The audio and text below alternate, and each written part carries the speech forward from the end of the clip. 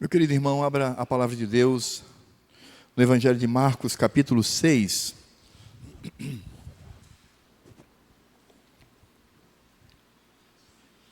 nós faremos a leitura do verso 45 ao verso 56, concluindo, portanto, este capítulo, capítulo 6.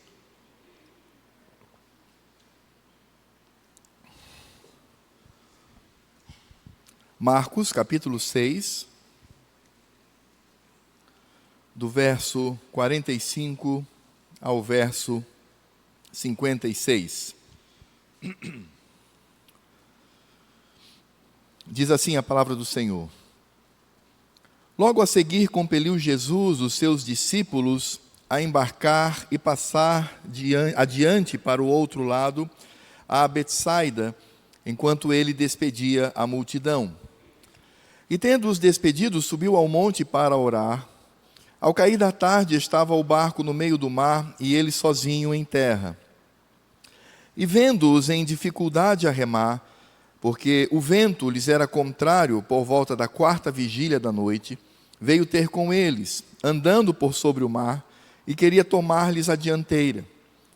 Eles, porém, vendo-o andar sobre o mar, pensaram tratar-se de um fantasma e gritaram, pois todos ficaram aterrados à vista dele.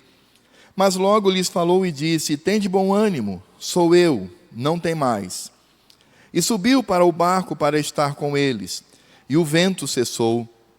Ficaram entre si atônitos, porque não haviam compreendido o milagre dos pães, antes o seu coração estava endurecido. Estando já no outro lado, chegaram à terra em Genezaré, onde aportaram. Saindo eles do barco, logo o povo reconheceu Jesus. E percorrendo toda a multidão, toda aquela região, traziam em leitos os enfermos para onde ouviam que ele estava. Onde quer que ele entrasse nas aldeias, cidades ou campos, punham os enfermos nas praças, rogando-lhe que os deixasse tocar ao menos na orla da sua veste. E quantos o tocavam, saíam curados.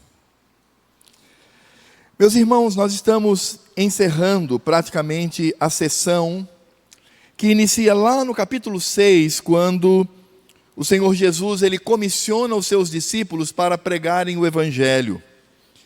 Portanto, nós estamos aqui já prestes a mudar o tom daquilo que Marcos nos escreve. A partir do capítulo 7, verso 1, nós vamos entrar numa sessão que fala da perseguição dos judeus contra Cristo. Então, quando nós olhamos para o capítulo 6, praticamente todo o capítulo 6, quando Jesus prega em Nazaré, depois ele comissiona os 12, e aí temos a inserção da morte de João Batista, e aí encontramos a primeira multiplicação dos pães, e agora Jesus andando sobre o mar, e depois em Genezaré, primeiro em Betsaida, depois dando a volta por cima do mar, agora em Genezaré. Nós encontramos aqui o tema da pregação do Evangelho. Nós encontramos aqui o tema onde Marcos está falando do ministério de Cristo, o ministério da pregação. E nós temos aprendido que os milagres e as curas não eram o foco, não eram o centro do ministério de Jesus. Na verdade, as curas, os milagres, credenciavam o seu ministério, que era a pregação do Evangelho. Portanto, o foco, o fulcro, a raiz, o centro, o alvo, é a pregação do Evangelho. E com isto, então, temos tudo aquilo que rodeia a pregação do Evangelho, que são as curas e os milagres.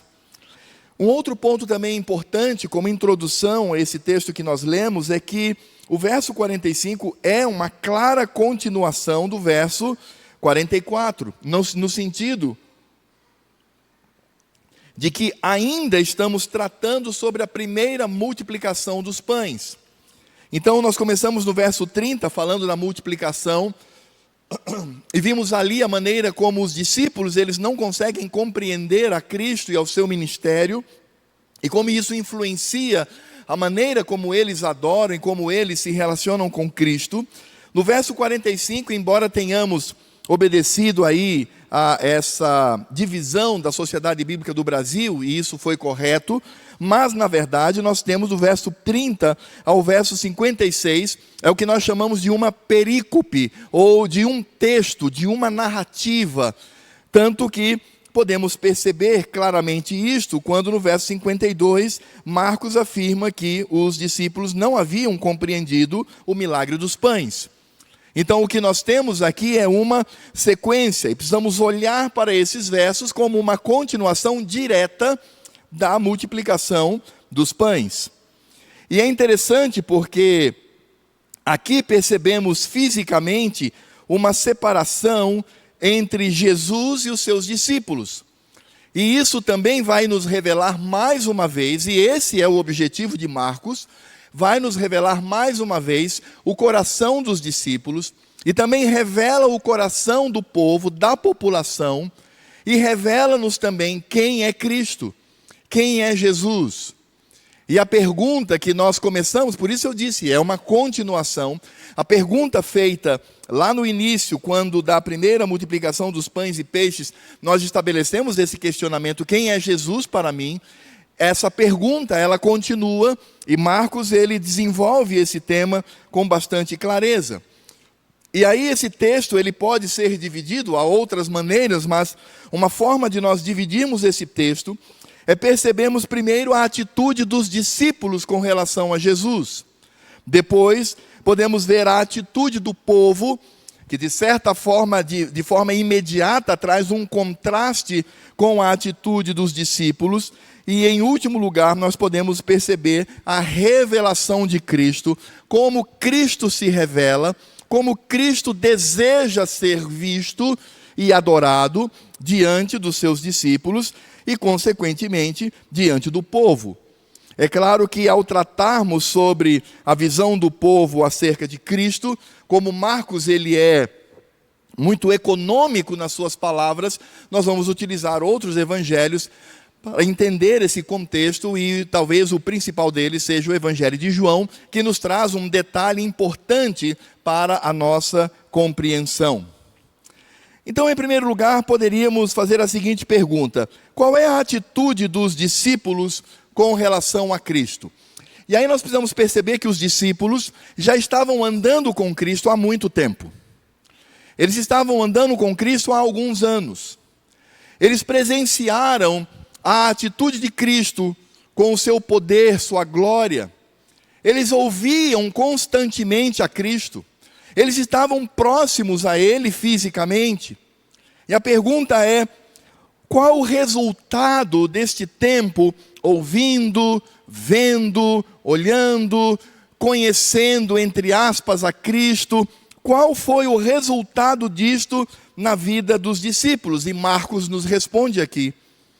O resultado daqueles anos andando com Cristo, vendo a sua obra, ouvindo a sua palavra, nós vamos perceber que esses discípulos, eles tinham com relação ao Senhor um coração endurecido.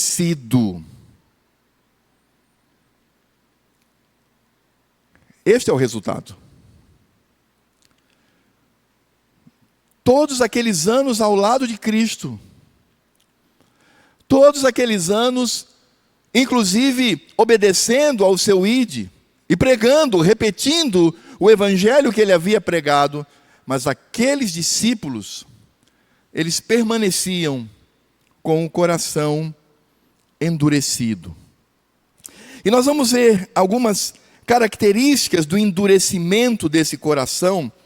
E talvez o primeiro deles que nós encontramos aqui é o fato de que eles não reconheceram a Cristo sobre as águas, inclusive deram mais crédito às crendices populares do que à possibilidade de Cristo como Deus estar exercendo um grande milagre. E é importante, e eu quero já antecipar aqui para os irmãos, porque Marcos ele faz aqui um contraste proposital, um contraste de quem é escritor. E Marcos, de fato, é um escritor hábil. Então, ao mesmo tempo em que ele diz que os discípulos não reconheceram a Cristo, ele vai dizer que o povo, a população, no verso 54 diz, saindo eles do barco, logo o povo reconheceu Jesus. Então os discípulos estavam inclusive aquém da população. Os discípulos que estavam próximos a Cristo, estavam aquém daqueles que estavam ali caminhando, se agrupando para ouvir a Cristo e muito mais, ter o desejo de receber os seus milagres. E que coisa triste, irmãos. Que coisa triste. Caminhar com Jesus tantos anos e não reconhecê-lo. E é interessante porque, como eu disse, eles lançaram mão, porque viram aquele homem andando sobre as águas. Aquele homem, ele estava próximo o bastante para ouvir, para se fazer ouvir, porque Cristo diz, não temais, sou eu, tem de bom ânimo. Então se Jesus falou, no meio de uma tempestade, no meio de ventos rígidos, do mar balançando, então significa dizer, Jesus não realizou o milagre do aumento de volume da sua voz. As Escrituras não dizem isto. As Escrituras dizem que Jesus estava tão próximo que eles podiam ouvi-lo, e eles não reconheceram a ele. Eles preferiram achar que se tratava de um fantasma, de uma imagem, de algo que vem da crendice popular. E, irmãos, é interessante porque nós vamos perceber que os discípulos que não conheciam a Cristo, que tinham seu coração endurecido, e vejam, não estamos falando do povo vamos falar mais à frente, estamos falando de gente que está ao lado dele, que caminhava com ele, que pregava acerca dele, mas tinha o seu coração endurecido a ponto de não reconhecê-lo. E, irmãos, isso deve ser um alerta ao nosso coração, porque quando nós, mesmo frequentando igreja, mesmo trabalhando na igreja, mesmo tantos anos convivendo com o Evangelho, quando nós temos o coração endurecido, nós não reconhecemos a Cristo, e a nossa tendência é substituir a Cristo pelas crendices, pela idolatria, pelas mentiras do nosso coração. É um fantasma, não é Cristo. E esta é a característica de um coração duro diante do Senhor. Por isso, no verso 50, na primeira parte, Marcos vai nos dizer que todos ficaram aterrados à vista dele. Eles ficaram abaladíssimos no coração e na mente. Vejam, eles estavam diante do Cristo, estavam diante do Senhor, próximo o bastante para poder ouvi-lo. Inclusive, se nós olharmos para o Evangelho de Mateus, nós vamos descobrir que Mateus fala algo que Marcos omite aqui, que é o caso de Pedro. Pedro está no barco, os irmãos se lembram disso, Mateus traz esse detalhe. Pedro está no barco e dialoga. E o que Pedro faz, a seguinte pergunta: se tu és realmente o Cristo, faz com que eu ande até aí. E aí Jesus diz: vem.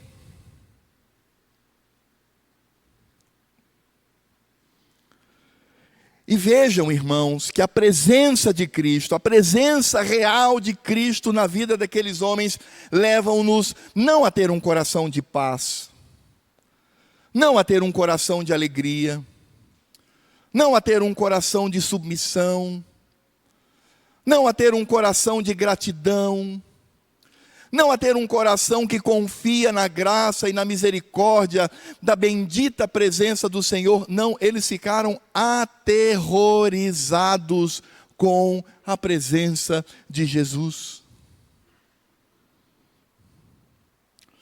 Inclusive no verso 51, na segunda parte, quando diz que o Senhor subiu para o barco para estar com eles, dizendo que o vento havia cessado.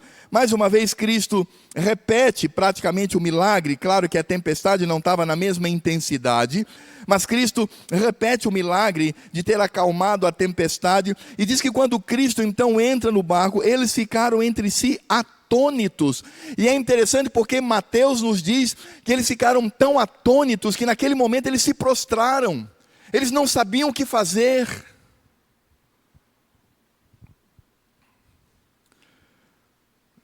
Eles ficaram aterrorizados, atônitos, porque não reconheciam a Cristo.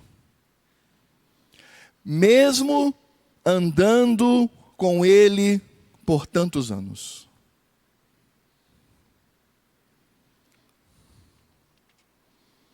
Quantos anos você já anda com Jesus, meu irmão? Quanto tempo? Há quanto tempo você tem ouvido a voz do Mestre? Há quanto tempo você tem percebido o maior milagre do universo, que é a conversão de pessoas?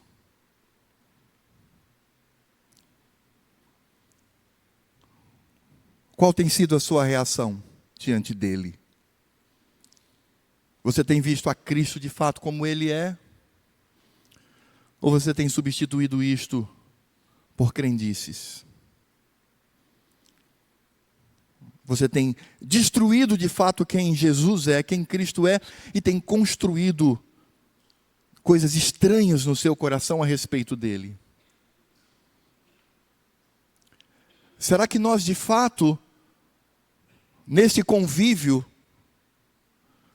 neste frequentar igreja, neste ouvir por tantos anos, será que isso tem desenvolvido no meu coração a visão exata que eu devo ter do Filho?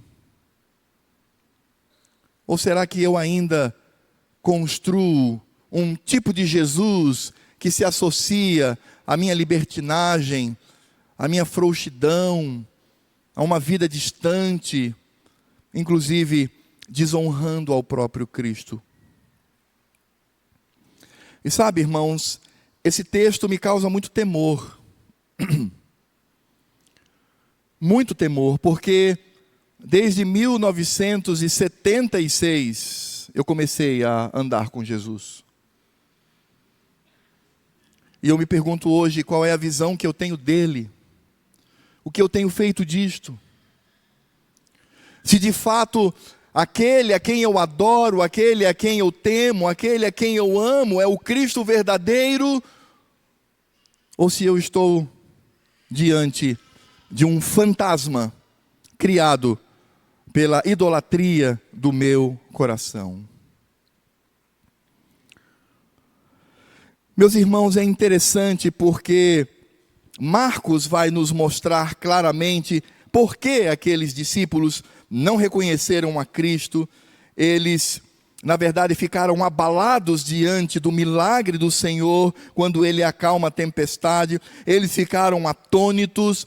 Marcos, ele vai nos dar a causa. Ele traz uma informação que não está presente nos demais evangelhos, mas é uma informação extremamente importante, que é o que está no verso 52. Por que tudo isso aconteceu? Por que os discípulos tiveram aquela reação? Ele responde no verso 52, porque não haviam compreendido o milagre dos pães antes. O seu coração estava endurecido.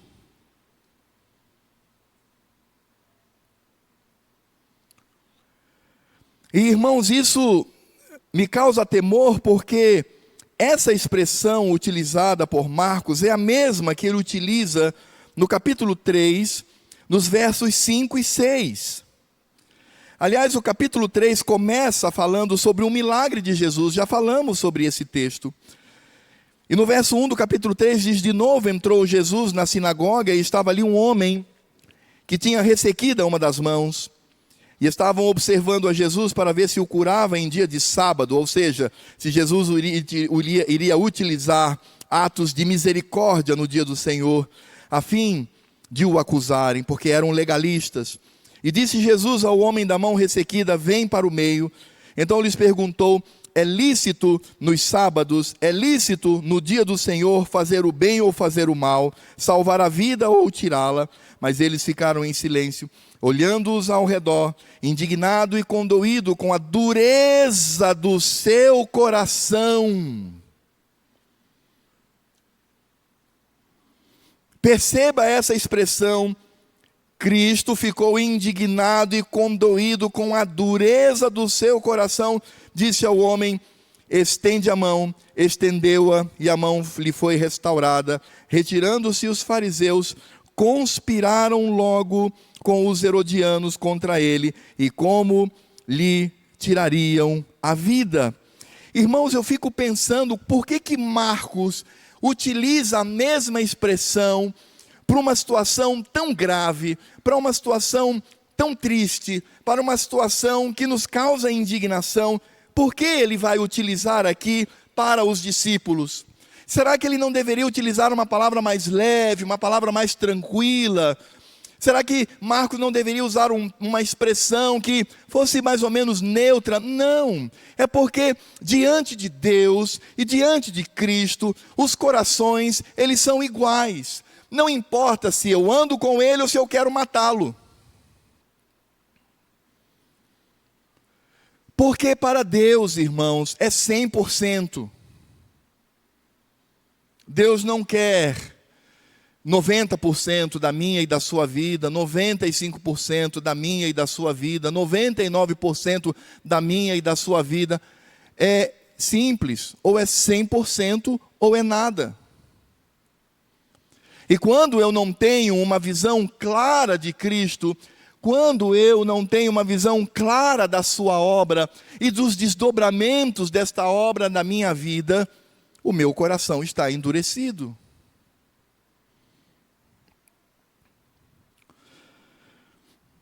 Eu não estou falando aqui de conversão, eu estou falando aqui de relacionamento com Cristo. E lembrando novamente o episódio de Pedro, Pedro individualmente mostrou como estava o coração daqueles discípulos. Os irmãos se lembram muito bem. Pedro disse: se és o Cristo, faz com que eu ande até aí. E Cristo disse: vem. Então eles estavam bem pertinho, muito vento, muita onda, bem pertinho, conversando. Ele diz: vem.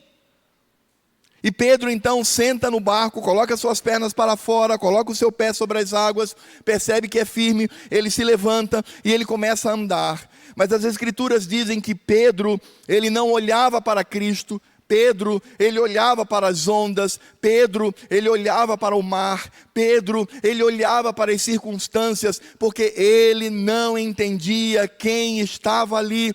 Para Pedro, o seu Deus era a criação e não Cristo. Para Pedro, a autoridade sobre a vida dele era a criação, com os seus ventos, com as suas ondas, e não o Cristo, o Deus Todo-Poderoso. E o que foi que aconteceu? Ele afundou.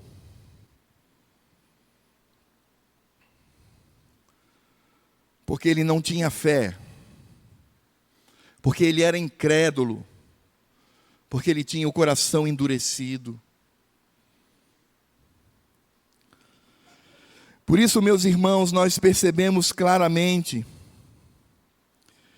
que tudo isto, mesmo os discípulos andando com o Senhor, presenciando a sua obra, recebendo palavras de fortalecimento, de conforto, percebendo o poder do Senhor, mas eles não entendiam nada. Eles não entenderam o milagre dos pães. Eles não entenderam que ali Cristo está se apresentando como o Rei Pastor, como o Deus sobre todos. Eles não entendiam em absoluto.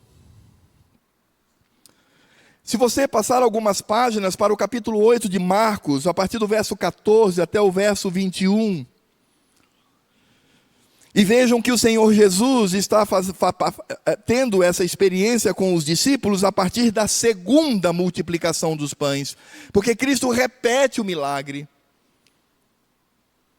E no capítulo 8, a partir do verso 14, diz: ora, aconteceu que eles se esqueceram de levar pães, e no barco não tinha consigo senão um só. Preveniu Jesus, dizendo: vede, guardai-vos do fermento dos fariseus e do fermento de Herodes. E eles discorriam entre si: é que não temos pão. Jesus, percebendo-o, lhes perguntou: por que discorreis sobre o não terdes pão? Ainda não considerastes, nem compreendestes, tende o coração endurecido, tendo olhos não vedes, e tendo ouvidos não ouvis. Não vos lembrais de quando partiu os 5 pães para os 5.000, quantos cestos cheios de pedaços recolhestes? Responderam eles, os discípulos: 12. E de quando partiu os 7 pães para os 4.000, quantos cestos cheios de pedaços recolhestes? Eles responderam: 7. Ao que lhes disse Jesus: não compreendeis ainda?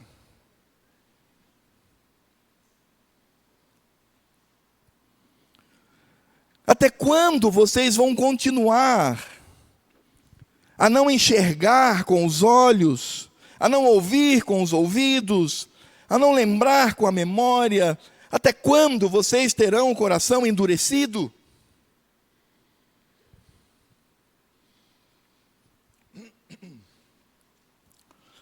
Por isso, meus irmãos, quando nós olhamos para esta palavra do Senhor Jesus, porque ele vai dizer sobre o fermento dos fariseus e de Herodes? É porque se você olhar para o verso 11 do capítulo 8, você vai perceber que os fariseus pedem um sinal dos céus. Eles desconsideram todo o passado, tudo aquilo que Cristo já havia mostrado, pregado, dito. Não, nós queremos agora, mostra um sinal. Se agora você mostrar um sinal, nós creremos em ti. Aí Jesus, porque isto é incredulidade. Era a incredulidade dos fariseus. Aí Jesus vai com seus discípulos, eles ali esquecem o pão, começam uma conversa, e aí Jesus fala assim: olha, cuidado com o fermento dos fariseus e de Herodes. Aí os discípulos disseram: ele está falando isso porque éramos para trazer pães e não trouxemos. Jesus, como se colocasse a mão na cabeça e dissesse: até quando será isto? Até quando? Até quando o pão material será mais importante do que o pão espiritual? Até quando ter fé e crer em Cristo será mais importante do que a incredulidade do coração? Até quando? E quem nos responde isso é o apóstolo Paulo, quando lá em 1 Coríntios, no capítulo 1, versos 18 a 25, ele nos traz a luz do que Cristo de fato está mostrando aqui, e ele nos diz ali no texto: certamente a palavra da cruz é loucura para os que se perdem, mas para nós que somos salvos, poder de Deus. Pois está escrito: destruirei a sabedoria dos sábios e aniquilarei a inteligência dos instruídos. Onde está o sábio? Onde o escriba? Onde o inquiridor deste século? Portanto, não tornou Deus louca a sabedoria do mundo, visto como na sabedoria de Deus o mundo não o conheceu por sua própria sabedoria. Eles não conseguem entender a Cristo, porque estão embasados, estribados, firmados na sua própria sabedoria. Aprove a Deus, continua Paulo dizendo, salvar os que creem pela loucura da pregação. Porque tanto os judeus pedem sinais. Está vendo aqui? Está a conexão com o que eu disse para os irmãos há pouco, com o que Cristo vai exortar os seus discípulos. Porque tanto os judeus pedem sinais, como os gregos buscam sabedoria, mas nós pregamos a Cristo crucificado, escândalo, ou seja, tropeço para os judeus, loucura para os gentios, mas para os que foram chamados, tanto judeus como gregos, pregamos a Cristo, poder de Deus e sabedoria de Deus, porque a loucura de Deus é mais sábia do que os homens, e a fraqueza de Deus é mais forte do que os homens. Por que os discípulos tinham o coração endurecido? Porque eles não conseguiam sair da esfera das suas confianças, do mundo ao seu redor. Eles não conseguiam, a visão que eles tinham do mundo, a visão que eles tinham das coisas, eram baseadas nas suas crendices, nas suas visões deturpadas do mundo. Então Jesus era alguém que pregava bacana, pregava bonito, realizava milagres, mas eles não conseguiam enxergar pela loucura da pregação, eles não conseguiam enxergar a beleza do que é o Evangelho.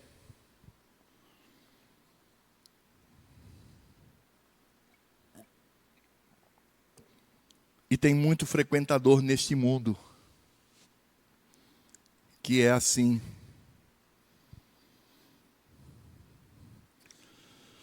Sabe quem estava entre os 12? Judas. Você sabe onde Judas está agora? Está num lugar de tormento, aguardando o transbordar da ira de Deus. E Judas caminhou com Jesus.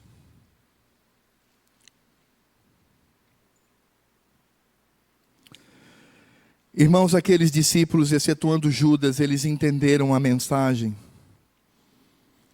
Mas fora necessário que Cristo morresse e ressuscitasse e subisse aos céus, para que eles de fato compreendessem a obra do Evangelho, obra que nós também precisamos entender, porque a maneira como você vê e interpreta a Cristo influenciará a maneira como você o adora. É bem simples assim. Se Jesus é um homem, um amigo, um cara bacana, que o Senhor Deus me perdoe por essa frase infeliz, mas um cara bom, uma pessoa assim, salvador. E aí? Aí é vivendo, é tranquilo, graça só liberta, é só liberdade, que toca a libertinagem. Meus irmãos, quando a gente quer entender a pregação de Cristo, precisamos ir para o Sermão da Montanha. Porque enquanto os libertinos de coração endurecido querem transformar o Evangelho numa área de puro prazer, de pura libertinagem, eu encontro Cristo dizendo: vocês ouviram até hoje que se um homem se deitar com uma mulher comete adultério, eu porém vos digo, se você pensar, se você só pensar nisto, você já adulterou. Vocês ouviram o que foi dito até aqui, que assassino é aquele que mata alguém. Eu, porém, vos digo, se você odeia seu irmão, se você não ama seu irmão, se você chama ele de tolo, você se torna um assassino. Esse é o Cristo que eu conheço. Esse é o Cristo das Escrituras. Nós precisamos, irmãos, ter muito cuidado, porque, infelizmente, os rumos que o evangelicalismo toma é de libertinagem, é de negar toda a nossa firmeza, a nossa fé, o nosso temor e o nosso amor para com Cristo. Não se enganem. Cristo hoje se tornou até objeto de negociata para se ganhar dinheiro. E quando nós olhamos para a lei do Senhor, percebemos que Cristo deseja que o entendamos, porque Ele é Deus. E com relação ao povo, à população, e nós vamos perceber isso a partir do verso 53. É interessante porque esse texto nos mostra que a população toda o procurava. Eles buscavam a Cristo. E interessante porque eles reconheceram a Jesus, coisa que os discípulos não haviam reconhecido. E eles acreditavam que Jesus era de fato o Todo-Poderoso. Mas há um contraste aqui quando nós entendemos toda a visão e a dimensão do Evangelho, porque os discípulos, eles não conseguiam entender quem era Cristo, e isso de fato endurecia o seu coração. A população entendia que Cristo era poderoso para realizar milagres, e eles diziam: basta que toquemos a orla das tuas vestes. E é claro que não podemos generalizar, é claro que dentre o povo havia pessoa crente, pessoa que de fato acreditava no Senhor, que para ele o mais importante que a cura, mais importante que o milagre, era exatamente estar com o Senhor e entender o Evangelho. Mas meus irmãos, quando nós começamos a estudar sobre este momento, nós temos que ir para João capítulo 6, porque João capítulo 6 vai trazer um detalhe, uma narrativa riquíssima em detalhes, mostrando exatamente este momento. E o que nós encontramos ali é que também existia, na grande maioria, incredulidade da parte do povo, porque Jesus mesmo, quando vê a multidão, ele diz assim: vocês só estão me procurando porque vocês querem comer pão e peixe, vocês não consideram tudo aquilo que foi feito. O que vocês querem é comer, o que vocês querem é saciar a fome. E aí Jesus começa com um dos discípulos, com um dos sermões mais duros registrados nas Escrituras. Ele começa a dizer assim: vocês se lembram do maná? As pessoas comiam e sentiam fome, mas eu sou o pão. A minha carne é comida, o meu sangue é bebida. Você tem que comer da minha carne e beber do meu sangue. Vocês que estão em busca apenas de milagres, vocês que querem apenas benesses, vocês que me procuram para ter algum tipo de lucro espiritual, se você não comer da minha carne, não beber do meu sangue, vocês não têm parte comigo. E João fala que naquele instante o povo começou a se alvoroçar e dizer: é muito duro ouvir isso, mas é exatamente isto. E a palavra de Deus diz que o povo, depois de ouvir o sermão, isso que é impressionante, irmãos. Enquanto parte ou grande maioria daquela população estava apenas em busca do milagre, em busca da sua bênção, em busca das suas benesses, em busca do que poderia favorecer, eles estavam ali com Jesus, estavam ali apertando o Senhor, no momento que Jesus para e ele prega um sermão. E neste sermão, Cristo diz: eu vou mostrar a vocês quem realmente eu sou. Sabe o que foi que o povo fez? Abandonou a Cristo. Foram embora. Porque o que eles queriam era pão, peixe, cura, milagres. Esse era o interesse deles.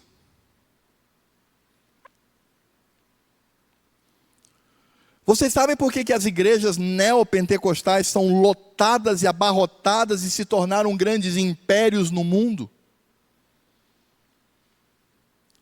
Porque elas oferecem aquilo que Cristo negou. Elas oferecem um Cristo segundo o coração do homem.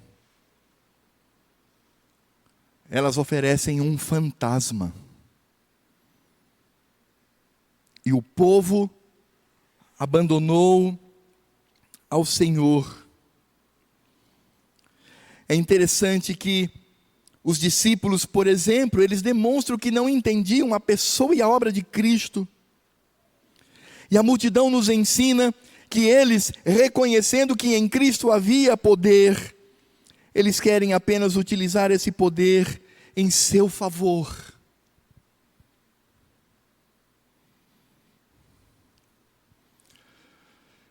Você já viu aquela pessoa que sai da igreja, detona com a igreja, fala mal da igreja, e se você for honesto, você vai perceber que, com raríssimas exceções, os motivos desta pessoa são carnais.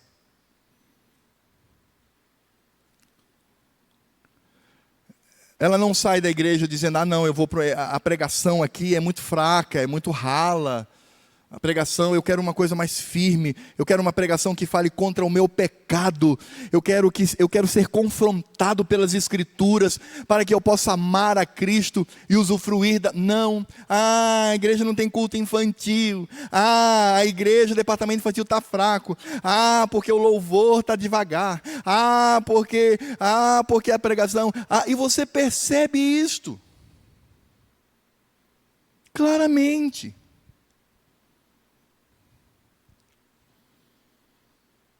Claramente, porque as pessoas olham apenas para Cristo, algumas, melhor dizendo, como fonte dos seus prazeres. É uma igreja que seja a minha cara, um pregador que seja no mínimo interessante na sua pregação, um departamento infantil que cuide dos meus filhos. E nós nos aproximamos de Cristo apenas para receber. Foi o que aconteceu com a vida da maioria daqueles que buscavam ao Senhor. Se você tem curiosidade, o nosso tempo não dá, leia o capítulo 6 do Evangelho de João, que é exatamente esse contexto. Veja a reação do povo e veja o sermão de Cristo. Mas, meus irmãos, em último lugar, diante dessa manifestação, dessa atitude dos discípulos, essa atitude do povo, como é que Cristo se revela? Como é que podemos perceber Cristo agindo? Sabe, irmãos, é interessante porque nós temos aqui algumas características de Cristo, da maneira como Ele se revela. E em primeiro lugar, Cristo se revela como aquele que dá rumo aos seus seguidores, porque no verso 45 ele diz assim: tomem o barco e vão para Betsaida. A palavra utilizada ali por Marcos é compeliu. A palavra significa dizer forçou, ele os constrangeu. A ideia que temos é que os discípulos eles não queriam ir. Possivelmente aqui, ao contrário da primeira tempestade, os discípulos ou os pescadores sabiam que o mar não estava para a navegação. Mas a palavra do Senhor os compeliu, e era necessário que eles passassem pela experiência de Cristo andando sobre as águas, para que eles crescessem um pouco mais no Evangelho. Portanto, Cristo é aquele que dá rumo à nossa vida, mesmo que estes rumos sejam para nós inimigos. E é assim que deve ser. Porque, irmãos, obedecer a Cristo é negar-se a si mesmo. Você sabe o que é negar-se a si mesmo? Sabe, irmãos, eu às vezes creio que nós, eu inclusive me incluo nisso, eu e os irmãos, nós não sabemos a fundo o que significa negar-se a si mesmo, obedecer ao Senhor. Mas olha, os ventos estão soprando, as ondas vão se levantar, vamos passar agora por outra tempestade, e agora sem Cristo, porque Ele não vai estar no barco. E Jesus diz: subam no barco e naveguem. Ele é aquele que dá rumo à nossa vida, mesmo que nos pareçam contrárias, e são contrárias, porque estamos andando num mundo, estamos navegando em águas que são inimigas do Senhor. Mas nós devemos obedecer. Cristo também é aquele que demonstra claramente que se humilhou como Deus, como Filho, para cumprir a vontade do Pai. E isso está presente no verso 46, quando diz: e tendo-os despedido, subiu ao monte para orar. E eu pergunto, por que Cristo orou? Você já se fez essa pergunta? Porque Cristo, sendo Deus, orou ao Pai. Qual é o significado disto? O significado é muito claro, irmãos. Nós vamos encontrar lá em Filipenses capítulo 2, do verso 6 ao verso 8, quando diz assim: pois ele, subsistindo em forma de Deus, não julgou com usurpação o ser igual a Deus. Sabe o que Paulo está dizendo aqui? Paulo está dizendo o seguinte: Cristo, sendo Deus, não usou isso como desculpa para não cumprir a vontade do Senhor. Ele diz: antes a si mesmo se esvaziou, assumindo a forma de servo, tornando-se em semelhança de homens, e reconhecido em figura humana, a si mesmo se humilhou, tornando-se obediente até a morte, e morte de cruz. É impressionante, porque nós vamos encontrar aqui claramente o Senhor demonstrando que Ele de fato é um homem que se humilha, um homem que assume as características humanas, e por isso Ele vai e ora ao Senhor. Porque é claro, irmãos, que nesse sentido, nós vamos perceber que está aqui presente aquilo que nós entendemos na teologia reformada como economia da Trindade, ou seja, as regras da Trindade. Pai, Filho e Espírito Santo são Deus, com a mesma essência, poder e glória. Mas cada um exerce uma função diferente na Trindade. E em termos de função, nós vamos entender o que Paulo diz em 1 Coríntios 11, verso 3, quando ele diz: quero, entretanto, que saibais ser Cristo o cabeça de todo homem. Interessante, porque Cristo é o cabeça do homem, e o homem o cabeça da mulher, e Deus o cabeça de Cristo. Em termos funcionais, Paulo está dizendo: Deus, que está por cabeça de Cristo, que está por cabeça do homem, do macho, do varão, que está por cabeça da mulher, da fêmea, da esposa. Então vejam que nesse ensino, Paulo nos diz que Cristo, ele tem a Deus Pai por cabeça, então ele se submete. É por isso que lá no capítulo 15, do verso 25 ao verso 28, quando ele fala da ressurreição e das últimas coisas, ele diz assim: porque convém que ele, Cristo, reine, até que haja posto todos os inimigos debaixo dos pés. O último inimigo a ser destruído é a morte, porque todas as coisas sujeitou debaixo dos pés. E quando diz que todas as coisas lhe estão sujeitas, certamente exclui aquele que tudo lhe subordinou. Quando, porém, todas as coisas lhe estiverem sujeitas, então o próprio Filho também se sujeitará àquele que todas as coisas lhe sujeitou, para que Deus, e aqui é Deus Pai, seja Deus sobre tudo e sobre todos. Nesse sentido, irmãos, nós podemos perceber claramente que Cristo, ele está ali em oração, porque ele assume a sua humanidade e ele assume a sua função na Trindade, se submetendo a Deus. É interessante, irmãos, porque quando nós olhamos o quadro da criação, queda e redenção, nós vamos perceber que Adão era um homem e queria ser Deus. Cristo era e é Deus, e se tornou homem, obedecendo ao Pai. Adão era homem e quis se tornar Deus, desobedecendo ao Senhor. Cristo era e é Deus, se torna homem em obediência ao Pai. Porque de fato Cristo, como o Filho eternamente gerado, ele faz a vontade de Deus Pai. Isso está muito claro, irmãos, em Marcos, capítulo 14, verso 36, na oração de Cristo, quando ele diz assim: Pai, se possível, passa de mim esse cálice, mas que não seja feita a minha, e sim a tua vontade.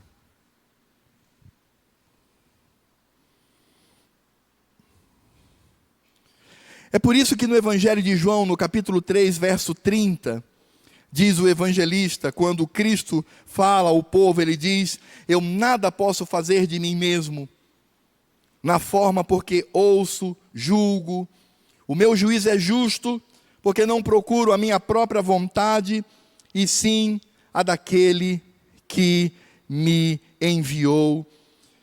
Portanto, irmãos, quando Cristo, ele manda os discípulos e ele sobe o monte para orar, ele está mostrando claramente que ele exerce a função de se submeter ao Pai, e ele também está demonstrando que a vontade dele é a vontade do Pai, Cristo também, com a oração, ele busca comunhão com o Senhor. Nós vamos encontrar isso claramente também no Evangelho de João, capítulo 17, verso 5.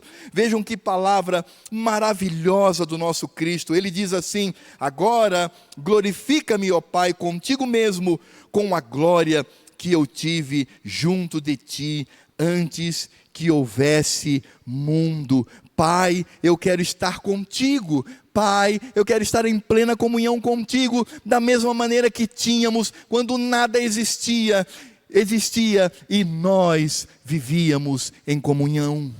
Pai e Filho.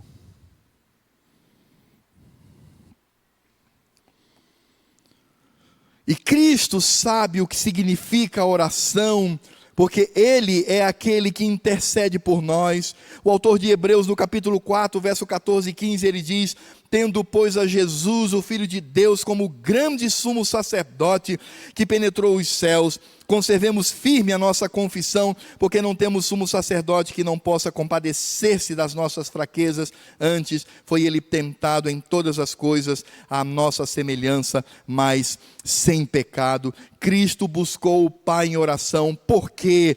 Porque ele demonstra a economia da Trindade, ele se submete ao Pai, porque ele foi Deus que se tornou homem, por obediência ao Pai, por amor de nós, porque ele busca a vontade do Pai, porque ele quer comunhão com o Pai, porque ele também intercede pelos seus. Cristo ali naquele monte, certamente, irmãos, orava por seus discípulos, para que os devidos corações fossem abertos.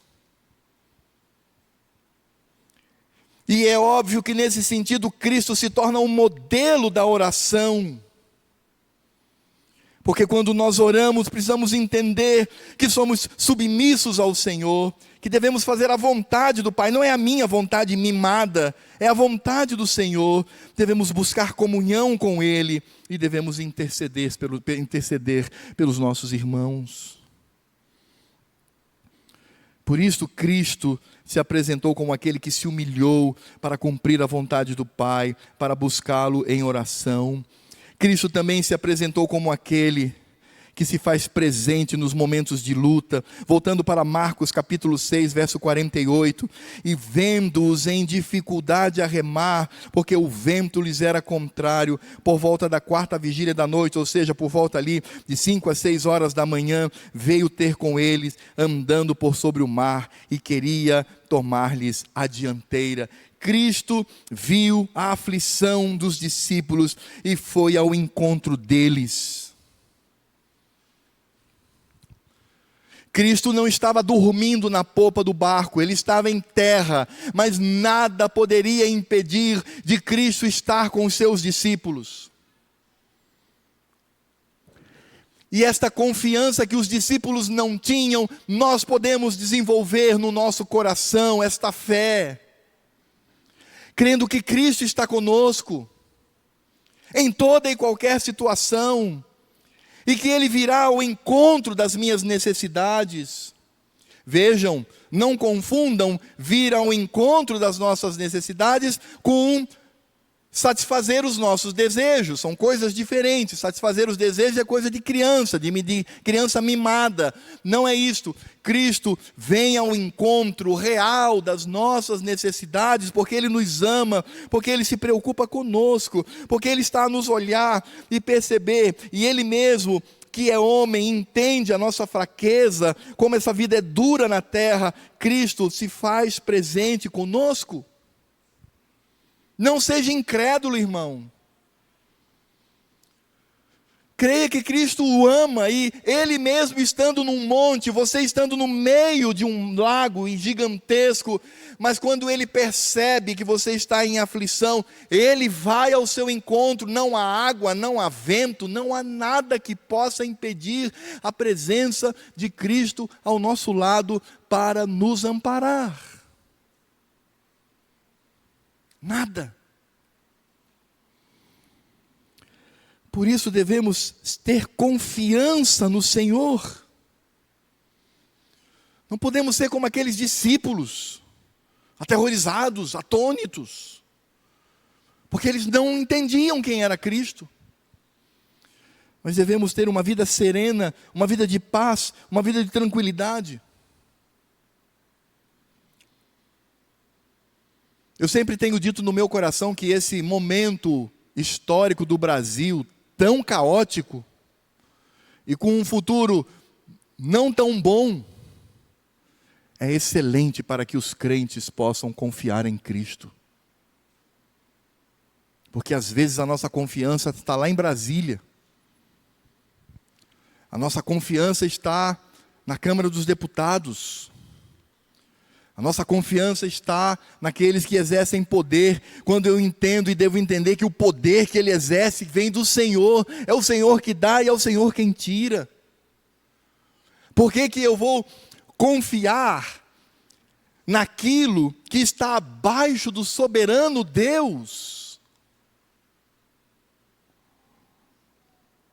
Irmãos, as tempestades na vida, os ventos na vida, são tão abençoadores, porque mostram que Cristo está ao nosso lado. Às vezes eu mesmo, tenho pensado, Senhor, quero me aposentar logo e ir embora do Brasil, não quero viver aqui. Mas sempre nesse momento eu sou confrontado. Ele diz, o quê? Porque você confia no país que você vai? Ou você confia em mim, que sou soberano sobre todas as nações? Cristo está conosco, irmãos. Cristo está com você. Sobre qualquer situação, Cristo está ao seu lado. E sabe o que Cristo está dizendo? Não tema. Tem de bom ânimo. Sou eu. Que palavra doce para aqueles que vivem na aflição, poder ouvir a doce voz do Senhor. Tem de bom ânimo, filho, sou eu, não temais, eu estou aqui. Por isso, irmãos, Cristo, Ele se apresenta aos discípulos e a todos dessa maneira, como aquele que dá rumo certo aos seus seguidores, mesmo que as tempestades venham, como aquele que se humilhou para cumprir a vontade do Pai e estar em oração, nos ensinando a submissão, a fazer a vontade do Pai, a buscar em comunhão com Ele e interceder pelos nossos irmãos. Cristo é aquele que se faz presente nos momentos de luta e Cristo é aquele que se apresenta como Deus. E sabe como Cristo se apresenta como Deus? Marcos nos diz que Cristo andou no dorso das águas. Ele andou sobre a superfície das águas. Você sabe o que significa isto? Salmo 77, verso 19 diz: pelo mar foi o teu caminho, ó Deus, as tuas veredas pelas grandes águas. Em Jó, capítulo 9, verso 8 diz: quem sozinho estende os céus e anda sobre os altos do mar. Ainda no capítulo 38, verso 16, ele diz: acaso entraste nos mananciais do mar, ou percorreste o mais profundo do abismo? Em Isaías, capítulo 43, verso 16, diz assim, diz Javé, o que outrora preparou o caminho no mar e nas águas impetuosas, uma vereda. Cristo não estava aqui se exibindo, Cristo estava dizendo, eu sou o Deus do Salmo 77, de Jó, capítulo 9, do capítulo 38, de Isaías 43, eu sou o Deus Todo-Poderoso que anda sobre o dorso das águas.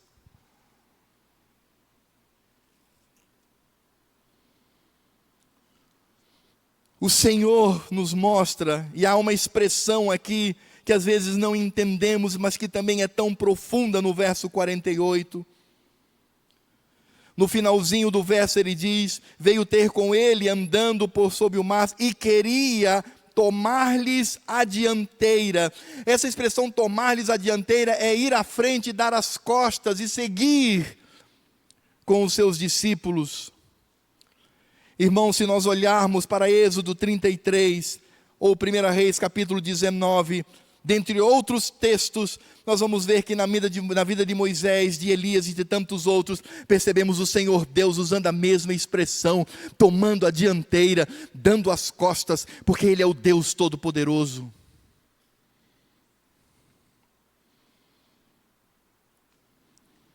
No verso 50, diz: pois todos ficaram aterrados à vista dele, mas logo lhes falou e disse: tende bom ânimo, sou eu, não temais. Essa expressão, tende bom ânimo, sou eu, não temais, ela é a construção de muitos textos no Velho Testamento, quando Javé diz isso ao povo: eu sou, não temais.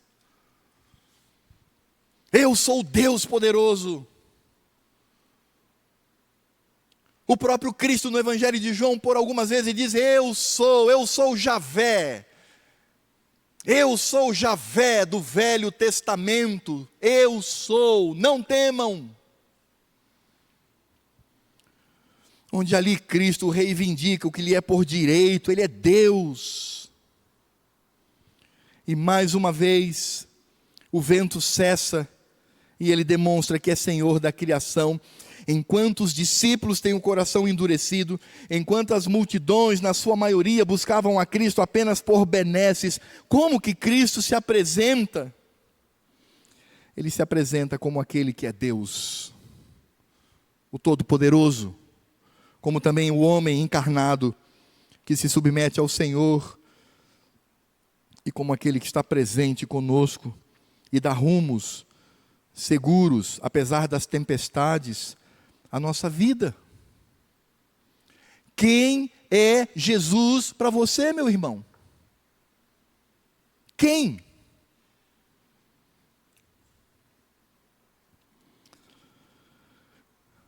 Irmãos, nós precisamos, por vezes, reconhecer que o nosso coração, ele precisa ser alinhado e firmado em Cristo Jesus, e essa é a oportunidade. Neste momento, diante dessa exposição das Escrituras, o objetivo aqui não é esmagá-lo, meu irmão, mas é dizer: meu irmão, com aqueles tapas técnicos que os médicos às vezes dão no paciente, dizendo: acorda,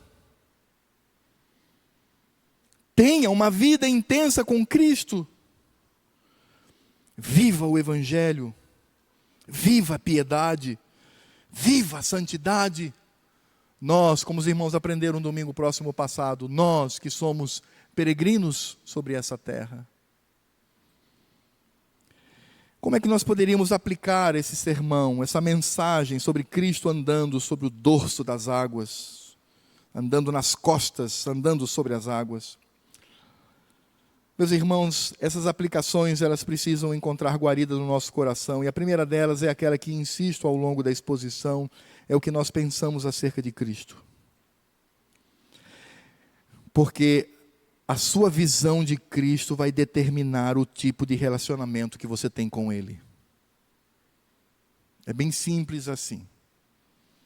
A visão que você tem de Cristo determina a maneira como você se relaciona com Ele. Se você só vê Cristo pela metade, como um homem que veio para nos salvar, e é verdade isso,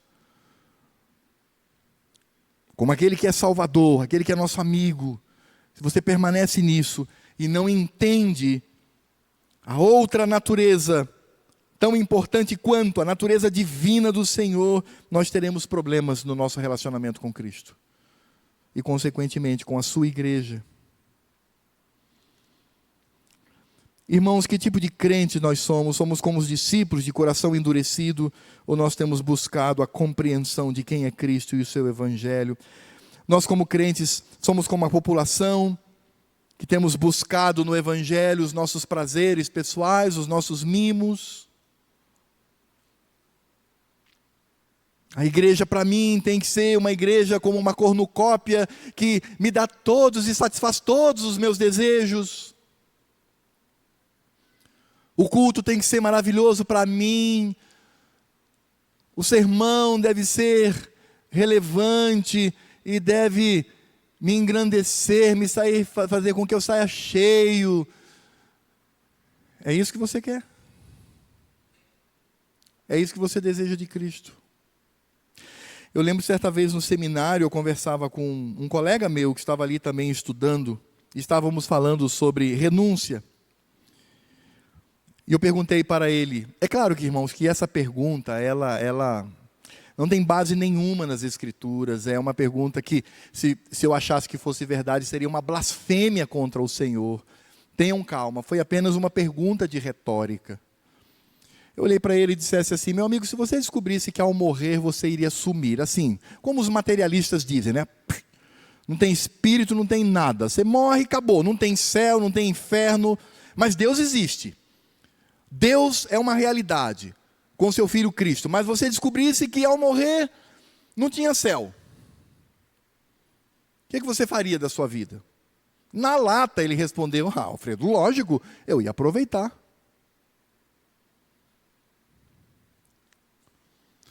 Se você descobrisse que ao morrer não haveria céu para você, você continuaria amando a Deus? E aí vem uma pergunta que não quer calar. O meu amor para com Deus está com base em quê? No que Ele é e na demonstração das suas obras ou nas benesses que eu tenho? Irmãos, isso tem feito com que sejamos crentes egoístas, mimados, carnais, mundanos, onde achamos que no final das contas Deus é como um Papai Noel que vai me aceitar do jeito que eu estou. E quando nós fazemos isso, nós diminuímos a obra de Cristo, porque para que Deus me aceitasse foi necessário que Ele mesmo permitisse que os homens maus, malvados, perversos, matassem brutalmente o seu Filho. Esse é o preço do Evangelho. Esse é o preço da salvação. Esse é o preço do caminho que é Cristo.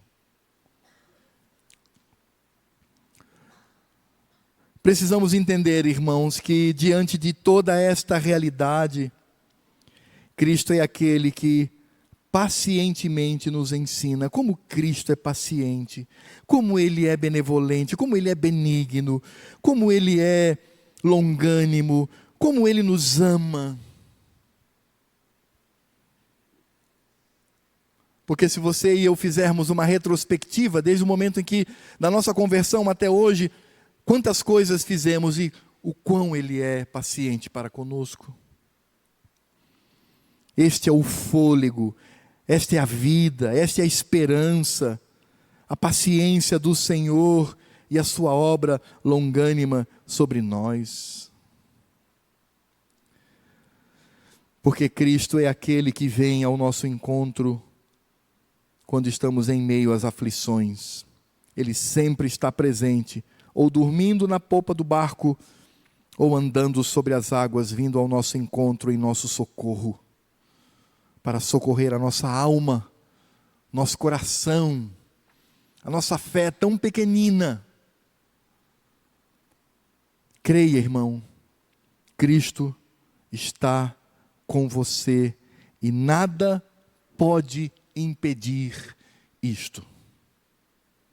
E Ele, com muita paciência no coração, nos ensina dia após dia quem Ele é e de que maneira devemos nos relacionar com Ele.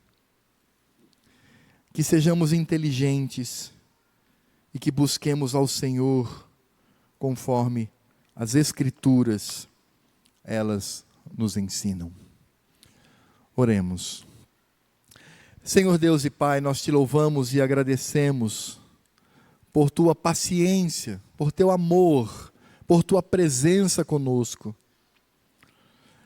Porque apesar de muitas vezes termos o coração endurecido ou termos apenas a Cristo e a sua igreja como ambiente de recepção dos nossos mimos, temos aprendido, ó Deus, pela paciência do Senhor, que devemos nos negar a nós mesmos, obedecer ao Senhor, imitá-lo em todos os atos, Por isso, ó Pai, obrigado pela paciência em Cristo Jesus. Obrigado porque és paciente por meio do Teu Filho. Por isso, ó Pai, aumenta-nos o amor, porque Cristo, Ele, assim como conviveu com os discípulos, Ele convive conosco. E Ele tem tido muita paciência para comigo e para com os meus irmãos, e nós Te louvamos por isto. E pedimos para que saiamos daqui, ó Deus, com um coração cheio de fé. Fé no Evangelho. Fé em Cristo Jesus. Não importando os ventos da política, não importando as ondas da economia, não importando, ó Deus, tudo aquilo que vem contra nós por parte da sociedade, Cristo está conosco. Por isso não podemos ser incrédulos, com o coração endurecido, mas temos que crer no Senhor. E ao reconhecê-lo, não sermos como crianças mimadas, mas como pessoas que desejam amá-lo e servi-lo com toda a força. Faz isso, Senhor, na nossa vida. Obrigado pela paciência, meu Pai. E ajuda-nos por meio do Teu Espírito Santo, que também é o Espírito de Cristo. E que a graça do Senhor Jesus, o amor de Deus Pai, a comunhão, a consolação e toda a obra do Espírito Santo estejam sobre a nossa vida aqui, na primeira igreja, e na vida de todos aqueles que se reúnem para adorar a Cristo, hoje e sempre, até que Ele venha. Ó Cristo amado, Maranata, vem, Senhor Jesus. Este é o nosso desejo. Amém. Queremos conhecer os nossos visitantes. Alguém